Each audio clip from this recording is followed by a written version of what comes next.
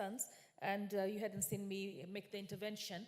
On Shif and Shah, I mean, it's going to be an amazing thing, right? I mean, because the haves will be paying for the have-nots.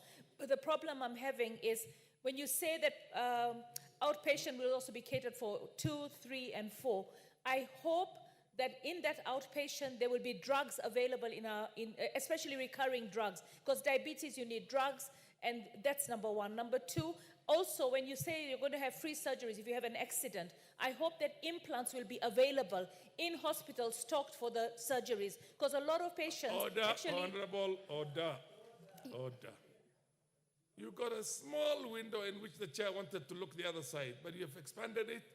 Thank you. That business is concluded. Proceed and, as a mover, reply to the motion. Thank you. Honorable Speaker, I beg to reply on the motion on comprehensive reforms on education bursary schemes to ensure free basic education in Kenya. Honorable Speaker, I listened to my colleagues, some who supported and some who opposed. I cannot understand for the life of me why any member of parliament, representative of the people, would not want free education, secondary education for their constituents. They know that parents are struggling. They know that even if they have their constituents come to their offices, pick up forms, fill those forms, take them back, it is so undignified to make a parent have to leave their job and actually search for a form to be able to fill it, to be able to get the bursary after a few months. And when they get the bursary, fine, we spread it across the constituents because we look at it in terms of votes. We cannot look at education in terms of votes. Education is a constitutional right under Article 43.1 and 53.1. So for those who oppose free secondary education, just because you want to hand out a check of 5,000 or 10,000 or 3,000 if you want to reach many people, at the end of the day, you're not helping that student. That student is not going to be studying because that student will be sent home so many times. Even when the Ministry of Education gives capitation, the student is still sent home. We say that we have free day school. But while we have free day school, a number of students cannot afford the books. The books are not readily available. The students cannot afford uniforms, so they don't even attend school. We need to understand that free compulsory basic education means free education. That means a student walks into school, gets books, gets a uniform, gets all the facilities that they need to be able to get that education. We are actually not doing justice to us, to our citizens when we cannot give the basic education. When Moi Kibaki in 2003, in December he was elected into office, in 2003, when he made the statement, free primary education, he didn't ask himself, where's the money going to come from? He didn't ask himself, can the ministry do it? Can parliamentarians do it? He said, I want free primary education. And what? It happened. It happened because when you make a decision to provide something for your constituents, you then find the money. And I know we have a struggle with finding money. The Ministry of Education gets an average of about 650 billion. And for secondary education, it's an average of 10% of that budget. Now, when I look at the Ministry of Education, to provide free secondary education with all the amenities that are required with it, they will need at least 1 trillion or 1.2 trillion to be able to provide it effectively and efficiently. But the problem is, where will we get that money? Of course, our president is determined to ensure that we get debt-free, so that we save the interest that we're paying, which is 1 trillion, to be able to use it for other things. And one of the things that we have to use it on is a constitutional right, the constitutional right for education, for shelter, for food. You know, those are the things that we as representatives of the people should be fighting for. When I look at, first of all, I want to thank Mark Nyamita, Honorable Mark Nyamita. He stood up and seconded the motion. And he said, education is a fundamental right. He also said it's a moral obligation for every child in Kenya to access free compulsory education. Do you know why we have so many criminals right now? Do you know why we have so many children taking drugs? Do you know why we have so much suicide? Because children don't have something to do with their time. When we say it's free and it's compulsory, no child will be loitering on the streets. They will be in classrooms. Okay, we don't have classrooms, I understand. But then when the MPs have got money to build classrooms, and MP takes for CDF and he's a patron, I understand, but for CDF allocated to an MP, we're talking about 700 million shillings per, in the term that they're going to be in office. Almost, it's about 150 million. That money can be put to actually building schools. Building schools. We need more schools. Yeah, what's your point of order, Honorable? We need more schools. Order, Honorable Bursaries. Honorable Speaker, I stand on a point of order. The mover of the motion and in her reply has a duty to be factual. Is it in order for the Honorable Member for Nairobi County to mislead the House and the public that CDF is money that is given to members of Parliament? That is not true.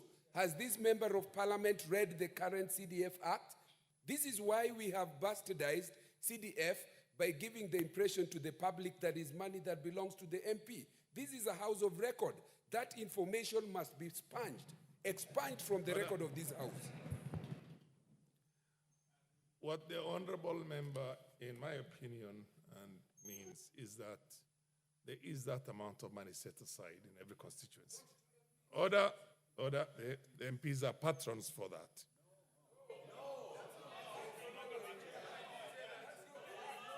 Oh. Yes, Vice Chair. Yes, Vice Chair. Order, Vice Chair. Thank you, Honorable Speaker. As the Vice Chairman of the NGCDF Committee, the current NGCDF Act 2023, the Member of Parliament is not even a patron. There is nowhere a Member of Parliament is mentioned. The Chair, so please, can we have the records correct? I stand corrected on that anyway. Yeah. But the presumption is that there's that amount of money available. Order! What's your point of order, Honorable Millie Mabona? Thank you, Mr. Speaker. Mr. Speaker, I think we need to have the record straight because we also have a matter in court. Yes. And when we actually put things on record, this is what people will take to the court and say how members of Parliament are using CDF. We do not legally have any role in NGCDF. And so even when people are talking here, we need to be very factual about what the law provides. Those facts are clear now, and the Chair stands corrected on this. Order, and the Chair, order. The Chair, because of the need for us to be very factual indeed, Chair directs that the issue that CDF money is managed by MPs should be expunged from the records. So, Honorable Bursaries, continue and please, you can conclude your yes, reply. Thank you, Honorable Speaker. I mean, yes, it's. I mean, the thing is, I recently heard my party leader Raila Odinga say that we should as MPs conduct our roles of legislation oversight and not really in representation. Most of these funds, I think, should be really put in the areas where they should be able to serve the people. Now, Honorable Raphael Wanjala also made a contribution, and he said education is an equalizer. Education has helped most of the members of Parliament here to be in this house, whether coming from a poor family or a rich family, and we're all earning the same money. So if we give free secondary education, we're enabling a lot of children to be able to get out there and be able to fend for themselves, not get into drugs, not get into early teenage pregnancies, not get into suicidal because of depression, of not being able to go to school. Honorable Beatrice Alachi said that every child sometimes doesn't go to school because they do not have uniforms. They cannot afford uniforms. So she also said that most of the public schools should be able to see how we can also provide uniforms. Honorable Nabil Nabire says maybe we need to be talking about making education really free from early childhood development all the way to secondary school and to raise the money. There were others that spoke and opposed, like Honorable Gideon Kimayo. He says it's a noble idea to amalgamate bursaries, right? But who is distributing them? we shouldn't really worry. There's always a question of what is the ministry doing? What is the executive doing? How can the legislation do better? I believe that we have an oversight role. The executive is under us, so if we do our oversight role well, we should be able to do it. The question is our egos. Do we feel that we can do it better than the executive? What we need to agree in principle is let every child go to school. Let education up to secondary be free. Because if it's not free, then we are actually not living up to our constitutional right, which we all took an oath to defend. We are not defending the constitutional right for free education when we oppose free education because we want to continue managing bursaries. Bursaries should be amalgamated. Every child should go to school. No parent should have to go to an office of an MP or a constituency office to be able to fill up a form, to be able to apply for bursaries. And let's face it, if we're really not directly involved, we're indirectly involved. Order, Honorable Esther Bursaries. Order. Order. Yes, what's your point of order? You know, Madam Speaker, Mr. Speaker, sorry. Mr. Speaker, the honourable member has gone back again to her argument. She's bringing the same matter. We don't manage CDF. Agreed. I think she's completely out of order.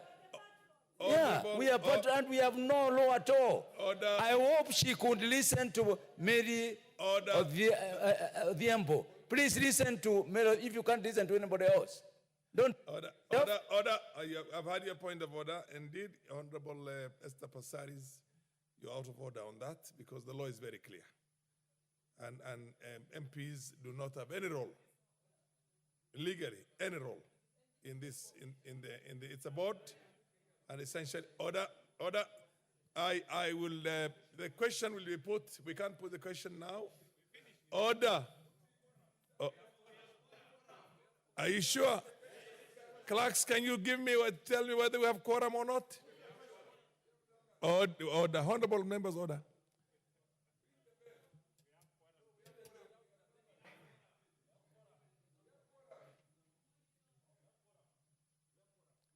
We do have it.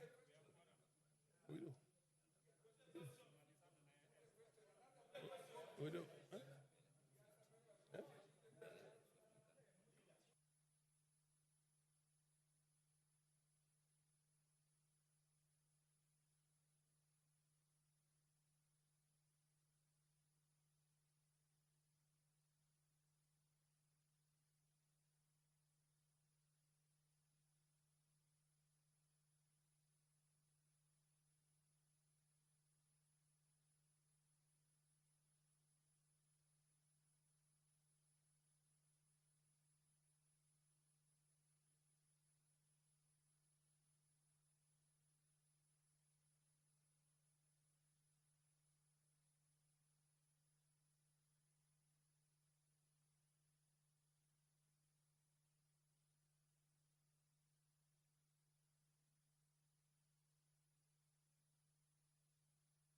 The Honorable Mila Odhiambo, proceed.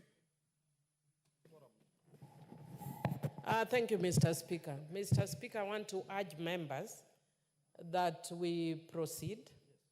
We are always here when, for instance, this motion for Honorable Esther Bursaries is complete. It will come either in the afternoon or the next time Parliament is sitting. It can only come We will keep vigilant. So please, let us proceed. I beseech members. Let us proceed. I think you are understanding me. I hope you are understanding me. Yes, please let us proceed, and it will come. It will definitely come, and we'll keep vigilant.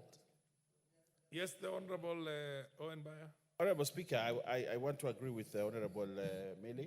I would like to say that we allow members to digest the content of these closing remarks as we move on to the next bill.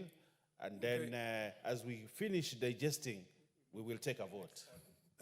Let's move to the next. For the information of the members of Parliament, this is a private member's motion.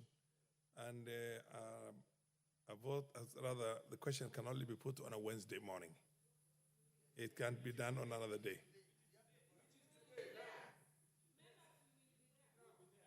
So either I go to the next order. Order.